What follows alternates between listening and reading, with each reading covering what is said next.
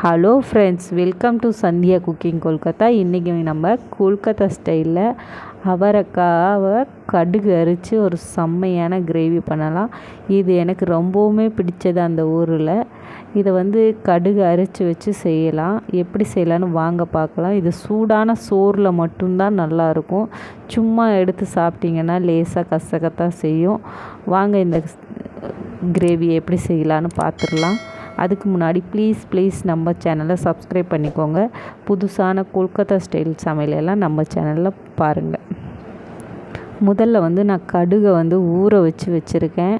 ஒரு அரை மணி நேரம் 1 மணி நேரம் ஊற வச்சிங்கன்னா நல்லா கடுகு பொசு பொசுன்னு ஆயிரும். அதை கழுவி ஒரு 2 தண்ணி கழுவிட்டு நம்ம கடுகு எடுத்து மிக்ஸி ஜாரில் சேர்த்துக்கலாம்.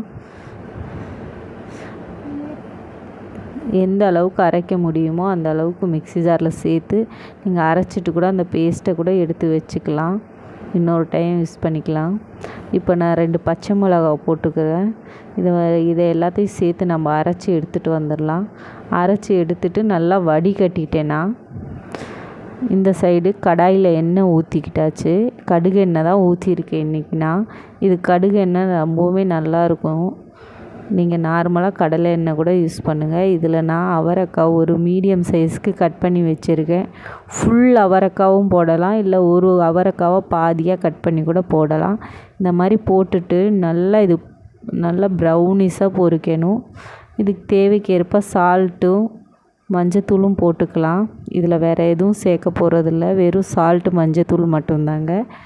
இதை எல்லாத்தையும் சேர்த்து நல்லா பொன்னிறமாக வரணும். அப்போ தான் நம்ம அந்த அரைச்ச கடுகை நம்ம சேர்க்கணும். இது நல்லா பொன்னிறமாக வந்ததுக்கப்புறம் சேர்த்துக்கலாம். பார்த்திங்கன்னா தெரியுது எவ்வளோ ப்ரௌனிஷாக நல்லா மேலே இருக்க தோல் எல்லாம் சுருங்கிருச்சு. இப்போ நம்ம அரைச்சி வச்ச கடுகு அப்படியே ஊற்றிடலாம்.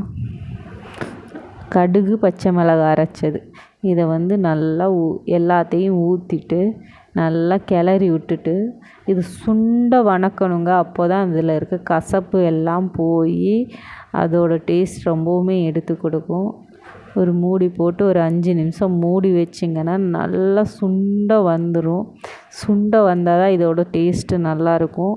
அரைங்குறையமாக லேசாக பிரட்டி விட்டிங்கன்னா அந்த கசக்கும். அது இது மாதிரி நல்லா பார்த்திங்கன்னா எண்ணெயெல்லாம் பிரிஞ்சு அந்த கடுகெல்லாம் நல்லா ஒரு தயிர் கன்சிஸ்டன்சி வந்துருச்சு. இந்த ஸ்டேஜ் வரும்போது தான் நம்ம இதை சேவ் பண்ணணும்.